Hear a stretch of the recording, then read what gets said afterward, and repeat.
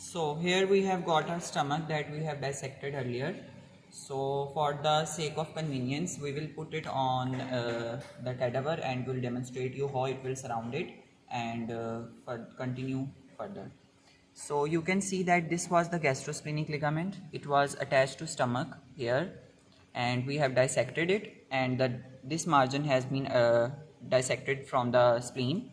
So after forming the outer boundary of the gastrosplenic ligament, this is the exterior or the anterior surface of the stomach. It will surround the whole exterior surface or the anterior surface of the stomach like this. Whole exterior or interior surface you can say. And after it has surrounded the whole stomach, here you can see this is the cut portion of the lesser omentum, and it is the hepatoduodenal ligament.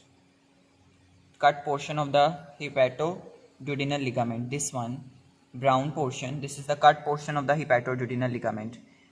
So it is lodging the portal triad. So after it has covered the stomach, here it will form the epiploic foramen like this. Epiploic foramen will be formed between the stomach and liver. After it has surrounded the stomach, it will enter the epiploic foramen through the free margin like this.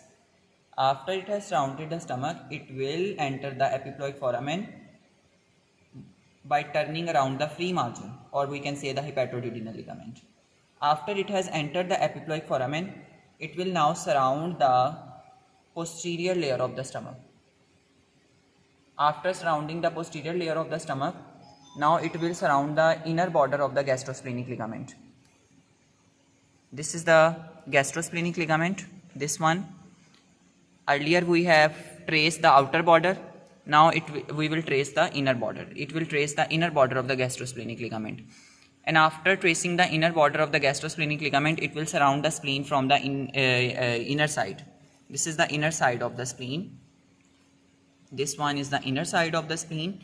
It will surround the spleen from the inner side. And after it has completely covered the spleen, it will go deeper into the wall, anterior abdominal wall, lateral abdominal wall, and it will form the inner margin of the lienorenal ligament. This is again the lienorenal ligament.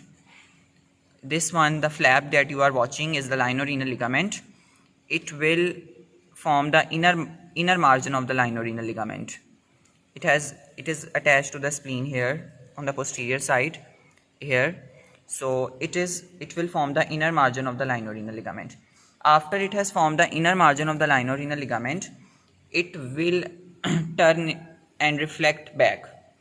Like if my hands are showing like you, it is dipping like this, forming the inner margin of the lienorenal ligament, and then it will turn back like this, like my hands are doing. It will turn back.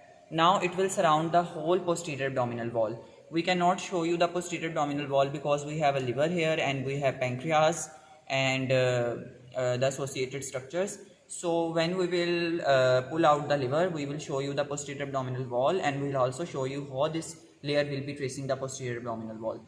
So up to this, we will show you this tracing on the board. Earlier we have stopped here at the outer margin of the gastrosplenic border of the gastrosplenic ligament. Now we will start from here. After forming the outer layer of the gastrosplenic ligament, it will surround the stomach. You can say this is the outer or the anterior surface of the stomach. It will surround the anterior surface of the stomach like this. And after it has surrounded the anterior surface of the stomach, this is the hepatoduodenal ligament in which the portal triad is present, or you can say it is also known as the free margin of the lesser omentum. So it will surround the hepatoduodenal ligament, and after surrounding the hepatoduodenal ligament, it will enter into the epiploic foramen like this. It will enter into the epiploic foramen. After it has entered the epiploic foramen, it will now surround the posterior surface of the stomach, and after it has completely surrounded the posterior surface of the stomach, it will form the posterior inner border of the gastrosplenic ligament, and then it will cover the spleen completely from the inner side. And after it has completely covered the spleen from inner side, it will form the inner layer of the lienorenal. This green one is the inner layer of the lienorenal ligament, and this was the outer layer of the lienorenal ligament. Now Deeper to the line of renal ligament, this is the kidney. This layer will reflect above the kidney.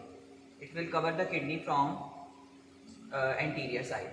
Now if after it has completely covered the kidney from anterior side, it will now, this is the course of the posterior abdominal wall. This is complete.